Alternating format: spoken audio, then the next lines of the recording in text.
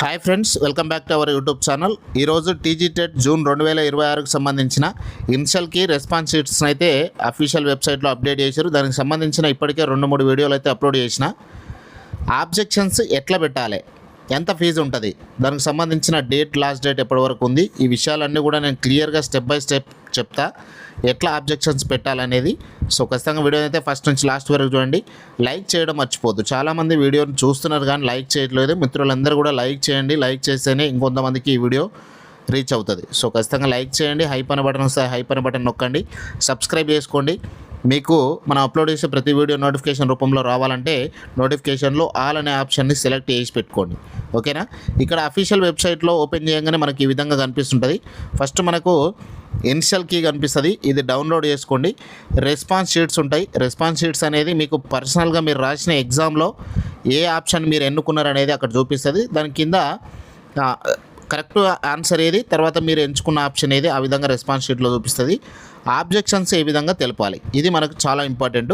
ఇక్కడ మనం preliminary కీపై objections చెప్పడానికి లాస్ట్ డేట్ చూసుకుంటే 30/6/2026 నుంచి 2/7/2026 సాయంత్రం 5 గంటల వరకు ఆబ్జెక్షన్స్ తెలపాలి. మీరు ఫస్ట్ ఏం చేయాలంటే ఇనిషియల్ కీని డౌన్లోడ్ చేసుకోవాలి. దీన్నే మాస్టర్ క్వశ్చన్ పేపర్ అంటారు. ఇది ఇనిషియల్ కీ పేపర్ 1కి సంబంధించి మీరు రాసిన ఎగ్జామ్ 16 జూన్ 9 AM నుంచి 11:30 AM వరకు ఇట్లా ఉంటే దీన్ని డౌన్లోడ్ చేసుకొని చెక్ చేసుకోండి. మీరు ఆబ్జెక్షన్ పెట్టేటప్పుడు ఇది డౌన్లోడ్ చేసుకుంటారు కదా, మీరు రాసిన రోజు ఎగ్జాము, దాన్ని డౌన్లోడ్ చేసుకున్న దాంట్లో క్వశ్చన్ నెంబర్ దేనిపై మీరు ఆబ్జెక్షన్ చేయాలనుకుంటున్నారో ఈ క్వశ్చన్లు మాత్రమే మెన్షన్ చేసి, ఆ క్వశ్చన్ నెంబర్ మెన్షన్ చేసి చేయాల్సి ఉంటుంది. సో ఖచ్చితంగా ఇక్కడ ఉన్నటువంటి ఇనిషియల్ కీలో మీకు సంబంధించింది మాత్రం మీరు డౌన్లోడ్ చేసుకోండి. డౌన్లోడ్ చేసుకొని చెక్ చేసుకున్న తర్వాత రైజ్ ఆబ్జెక్షన్స్ పై నొక్కిన తర్వాత hall ticket number, journal number, date of birth, మీరు ఏ పేపర్ అయితే రాసిండో ఆ పేపర్ను సెలెక్ట్ చేసుకొని సబ్మిట్ అనే దానిపై నొక్కండి. నొక్కిన తర్వాత మనకు ఇన్స్ట్రక్షన్స్ అంగీకరించే స్టెప్ 2 వస్తుంది. లాగిన్ అయిన తర్వాత స్క్రీన్పై అభ్యంతరాలకు సంబంధించిన నిబంధనలు అంటే ఇన్స్ట్రక్షన్స్ కనిపిస్తాయి. వాటిని జాగ్రత్తగా చదివి కింద ఉన్న డిక్లరేషన్ చెక్ బాక్స్పై టిక్ చేసి ప్రొసీడ్ అనే బటన్ వస్తుంది, దాన్ని కూడా నొక్కండి. తర్వాత స్టెప్ 3లో మీ రెస్పాన్స్ షీట్ను కాకుండా విద్యాశాఖ విడుదల చేసిన మాస్టర్ క్వశ్చన్ పేపర్, నేను ఇంతకుముందు చెప్పిన కదా, ఇనిషియల్ కీని డౌన్లోడ్ చేసుకున్న తర్వాత అందులో ఉన్న క్వశ్చన్ ఐడిని ఎంపిక చేసుకోవాలి. ఆ ఐడి ఎంటర్ చేయగానే ఇనిషియల్ కీలో ఉన్న ఆప్షన్స్ ఆటోమేటిక్గా స్క్రీన్పై కనిపిస్తాయి. ఓకేనా? స్క్రీన్పై డిస్ప్లే అవుతాయి. నెక్స్ట్ స్టెప్ 4th స్టెప్లో ఇచ్చిన ఆప్షన్స్లో మీ అభ్యంతరం దేనికి సంబంధించిందో సెలెక్ట్ చేసుకోవాలి.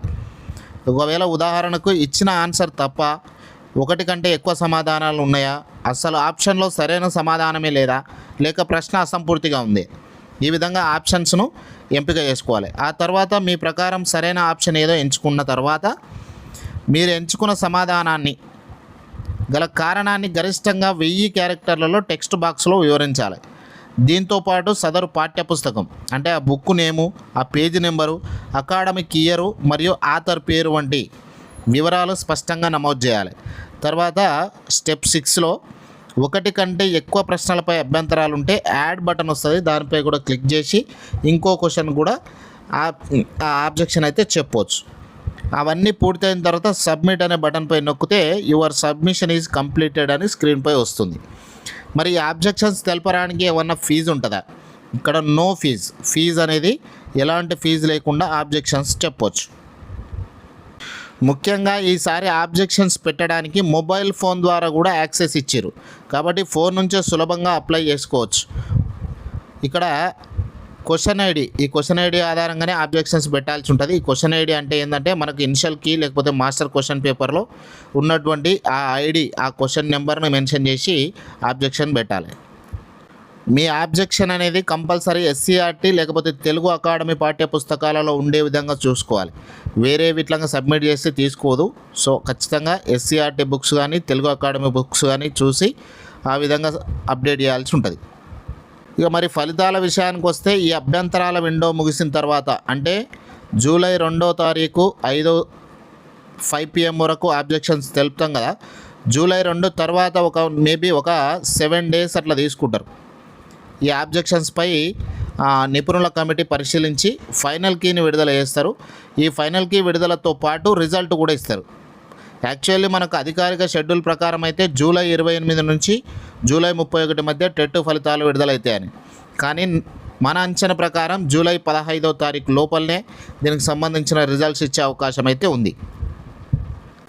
ఇంకా దీనికి సంబంధించి ఏ విషయాన్ని మీరు అడగాలనుకుంటున్నారో కామెంట్లో తెలియజేయండి. ఆ విషయంపై మళ్ళొక వీడియో రూపంలో మీకు అందిస్తా. ఖచ్చితంగా మీ ఆబ్జెక్షన్ ఏందనేది, అంటే మీ కామెంట్ ఏందనేది నేను చూస్తా. సో కామెంట్ అయితే చేయండి.